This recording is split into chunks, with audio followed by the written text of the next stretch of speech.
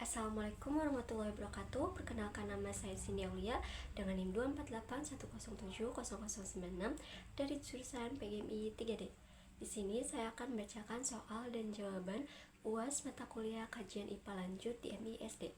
Untuk soal pertama, jelaskan perbedaan konsep keanekaragaman gen, spesies, dan ekosistem. Berikan contoh masing-masing, kemudian analisis bagaimana ketiga tingkat keanekaragaman tersebut saling mempengaruhi kelestarian suatu ekosistem alami di Indonesia. Jawabannya ada keanekaragaman gen adalah perbedaan sifat yang dimiliki oleh individu dalam satu jenis makhluk hidup.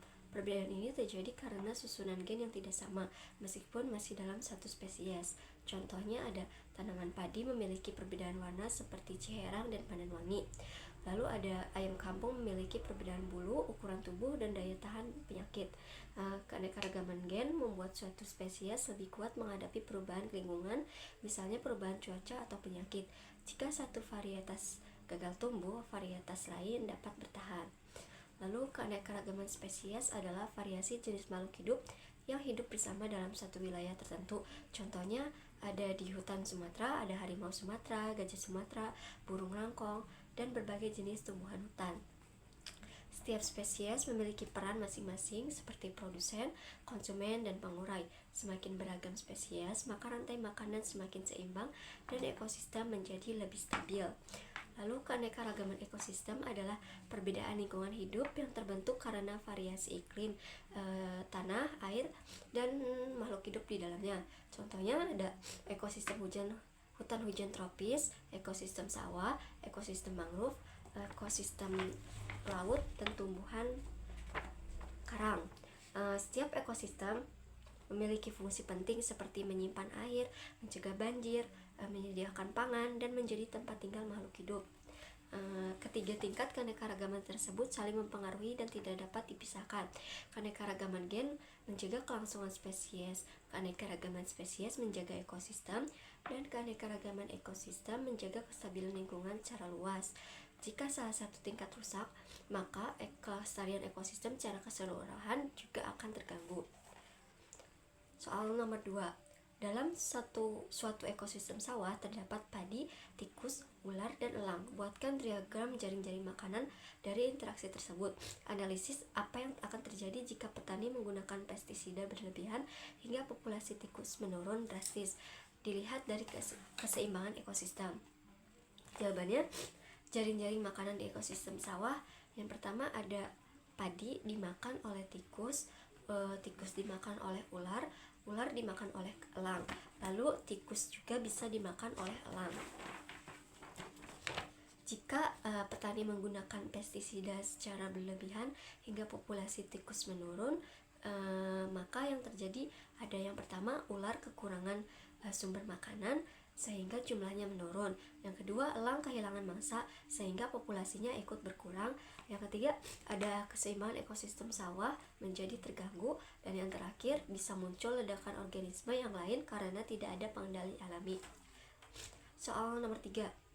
Berdasarkan analisis atas bencana ekologis di Sumatera yang terjadi belakangan ini, evaluasilah efektivitas program reboisasi dan rehabilitas lahan kritis di Indonesia dengan menggunakan prinsip konservasi sumber daya alam berkelanjutan, misalnya ekologis, sosial, ekonomi, dan kelembagaan.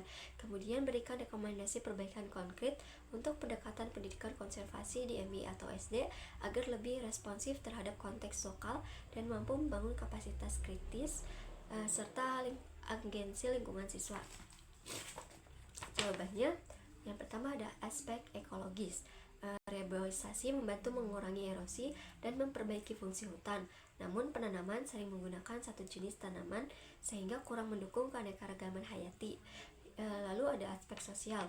Program ini belum sepenuhnya melibatkan masyarakat lokal, akibatnya rasa memiliki dan tanggung jawab terhadap hutan masih berkurang. Yang ketiga ada aspek ekonomi. Manfaat ekonomi dari reboisasi bersifat jangka panjang, sementara masyarakat membutuhkan hasil jangka pendek untuk kehidupan sehari-hari. Dan yang keempat ada aspek kelembagaan. Koordinasi antar lembaga masih lemah dan pengawasan belum berkelanjutan. Lalu rekomendasi perbaikan yang harus digunakan yaitu menggunakan tanaman lokal dan beragam. beragam, melibatkan masyarakat sejak perencanaan, mengintegrasikan pendidikan lingkungan, memperkuat pengawasan dan pendampingan.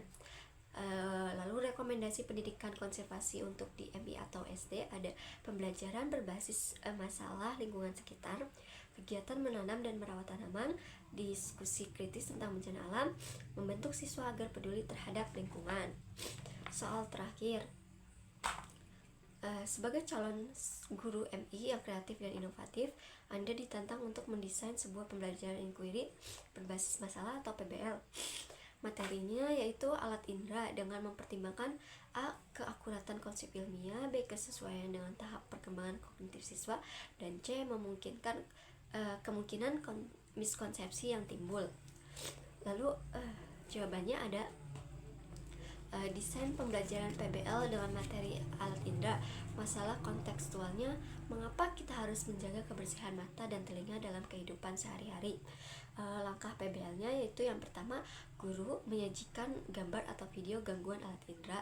Yang kedua, siswa mengajukan pertanyaan. Yang ketiga, siswa mengamati dan berdiskusi dalam kelompok. Yang keempat, presentasi hasil diskusi. Dan yang terakhir, guru meluruskan konsep yang keliru. Nah, antisipasi miskonsepsi itu ada indera bekerja sendiri, di mana diluruskan bahwa otak berperan penting. Lalu semua bagian indera memiliki fungsi utama. Ini dijelaskan fungsi masing-masing dari setiap inderanya. Mungkin cukup sekian yang dapat saya sampaikan. Kurang lebihnya mohon maaf. Wassalamualaikum warahmatullahi wabarakatuh.